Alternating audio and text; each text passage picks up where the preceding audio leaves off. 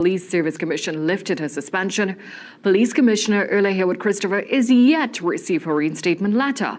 The top cop's attorney, senior counsel Pamela Elder, questioned why the delay in dispatching the letter. News of Haywood-Christopher's suspension being lifted was raised in court after Justice Christopher Suchan dismissed her claim that the Police Service Commission acted illegally when it suspended her in January. CNC3 News contacted Chairman of the Police Service Commission, Dr. Wendell Wallace, but calls went unanswered. The Police Service Commission's communications manager, Dale Brazen, was also contacted. However, the call was disconnected after a reporter identified himself. We spoke to Elder today at 10:40 a.m., who says there is no reason for the delay in officially lifting the suspension. It is shocking, it is scandalous, it is deplorable. I cannot find the words to describe the conduct of the Service Commission in not issuing this letter with dispatch. Elder says the acting appointment of Junior Benjamin became null and void the minute the Service Commission decided to lift the suspension. But one has to look at the natural consequences which flow from the lifting of the suspension. This is not a commissioner who was dismissed and you're looking to reinstate her. This is not a commissioner against whom disciplinary proceedings were instituted. This is a commissioner who you notify that she has been suspended, and her suspension continues until the cessation of the investigation. The investigation has come to an end. Why the delay? Sources within the executive of the police service say Benjamin remains acting as a top cop until he receives a letter from the Police Service Commission rejecting his appointment. Well, up to News Time, Haywood-Christopher was not at her office. However, sources say she's expected to show up. Well, former member of the Police Service Commission and attorney-at-law Martin George believes that there are still many outstanding questions to be answered pertaining to the arrest of Erla Haywood-Christopher. Haywood-Christopher was arrested over an alleged involvement in the procurement of 2 sniper rifles for the Strategic Services Agency. The case against her was discontinued as the Director of Public Prosecutions found that there was insufficient evidence to secure conviction. Today, George said the reputation of the police commissioner has been permanently tarnished, and he says there should be some accountability for the manner in which her case was handled. Is when one looks at the entire scenario as to how this unfolded, there will be questions in terms of was there sufficient justification, not just for the arrest of the commissioner, but the manner in which it was carried out. Because when you have something like this playing out in the public space, and you think of the humiliation, the embarrassment, it's something that the commissioner could never recover from, regardless. So even if she takes a legal action and she's awarded a certain sum of money, that still cannot erase it. The investigation was spearheaded by Deputy Police Commissioner Suzette Martin, and while the contract of the Police Commissioner comes to an end tomorrow, there is no word on whether or not it will be extended. George says the process to select a commissioner is too lengthy and cumbersome. That you have someone whom you are grooming, who is really, suitable to step into the shoes, who you can make an appointment in terms of a permanent commissioner, as opposed to, just a stopgap measure where you let this contract run out and you say, well, okay, we're appointing somebody to act in the position while we conduct the search for a permanent commissioner. Well, DCP Junior Benjamin has been acting as the Commissioner of Police since Erla Haywood-Christopher's suspension at the end of January. Now, Homeland Security Minister Roger Alexander confirmed meeting both Haywood-Christopher and Benjamin separately yesterday. Well, the president of the Tobago Hotel and Tourism Association says the recent U.S. travel advisory is damaging to Tobago's tourism sector and totally unfair. Reginald McLean says the Level 3 advisory published on May 7th, which warns against travel to TNT because of crime, terrorism and kidnapping, is based on issues mainly happening in Trinidad. But Tobago is paying the price. He says Tobago is safe, but being tied to Trinidad makes the island look dangerous.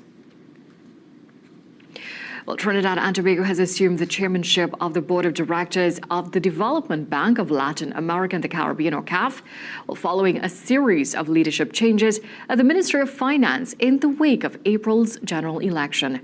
The announcement came during an introductory meeting on May 12th between Finance Minister Devindranath Tanku and senior CAF officials at the ministry's headquarters in Port of Spain.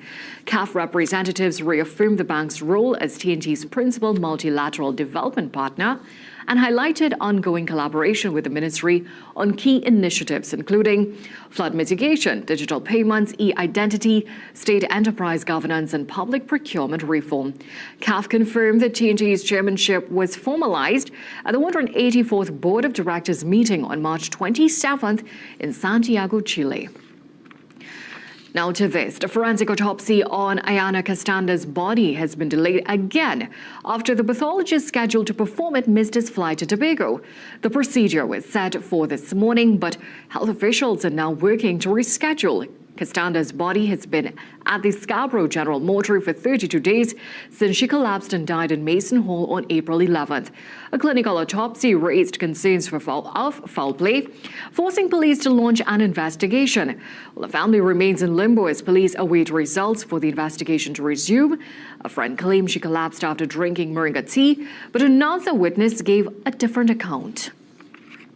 Police are investigating a shooting in La Romaine involving the daughter of a San Fernando businessman. Sources say the woman's Range Rover was shot at along the South Trunk Road at around 10 a.m.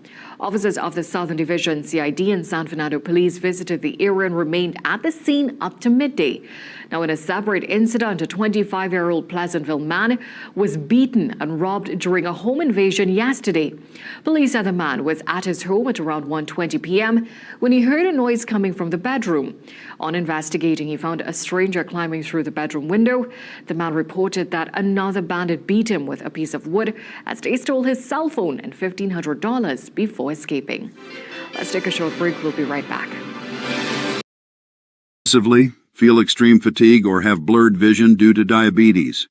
Place this under your tongue and flush out sugar through your urine. Most people don't realize this, but the real cause of blood sugar imbalance has nothing to do with eating too many carbs or sugars, as we once thought. In reality, the true villain is the buildup of sticky, protein-filled cells that suffocate your pancreas and block the natural release of insulin. As a result, sugar gets trapped in the pancreas and is forced back into the bloodstream, causing your levels to spike higher and higher. Fortunately, there is now a solution. Renowned scientists from Dorf University in Germany have recently uncovered an unusual way to release these sticky cells from the pancreas, a simple trick you can start using today to flush excess sugar from your body through urine. This solution is now clinically proven to restore healthy A1C levels in minutes, regardless of age or current condition. More than 297,000 people of all ages are already using this natural method and have successfully stabilized their blood sugar once and for all. I urge you to stop whatever you're doing and tap the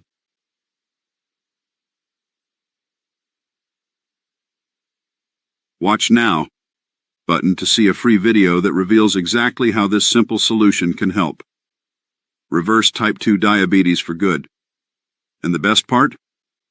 You won't need a doctor or spend hundreds of dollars. This is something you can easily do at home. Imagine. No more sugar spikes, no more stress or guilt whenever you want to enjoy a piece of cake. And above all, you'll finally have the energy to play with your kids or grandkids whenever you want.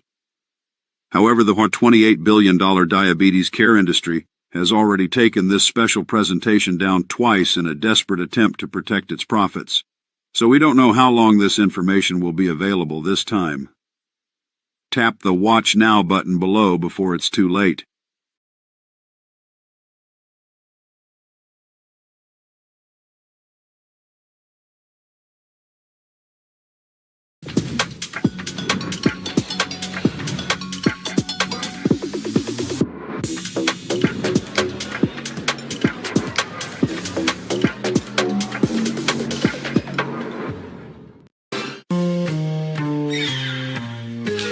things don't always go as expected. Be ready with Trinry for auto, home, business and group life. Call us at 800-TRIN or visit trinry.com today. Huge insurance premium.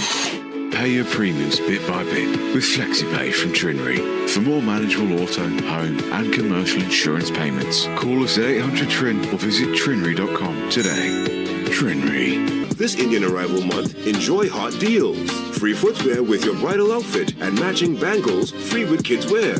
New arrivals just in. In-house tailor? You bet. We're open 9 a.m. to 8 p.m. Call 723-9099. Rosario Bridal Couture, where fashion meets celebration. If you could see what the future holds, you'd see that while things change, you've still got it. You are strong, resilient, inspiring, and you won't be defined by time. You'll own every minute of it because you were made for more. Discover how Alive multivitamins by Nature's Way help you age vibrantly. Get the best in affordable eyewear. Frames with blue filter lenses and eye exam, $399. Single vision lenses with transitions on designer frames, $799. Progressive transitions with designer frames, $1,399. Happening only at Seaview Optical. Affordable eye care for everyone.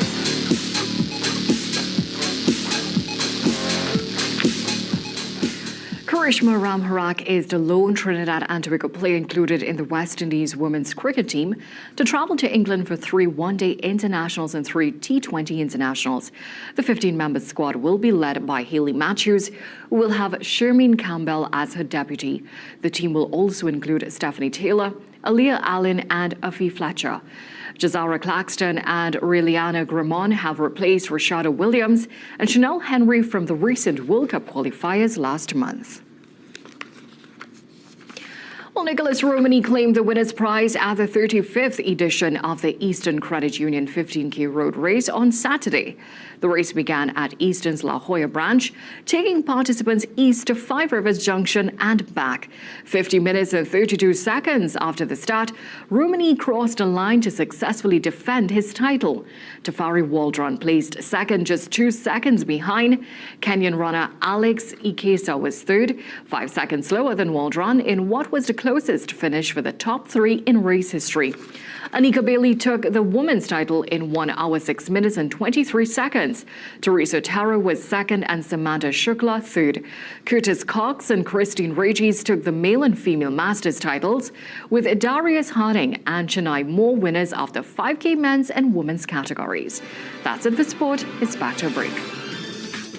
Get the best in affordable eyewear. Frames with blue filter lenses and eye exam, $399. Single vision lenses with transitions on designer frames, $799. Progressive transitions with designer frames, $1,399. Happening only at CV.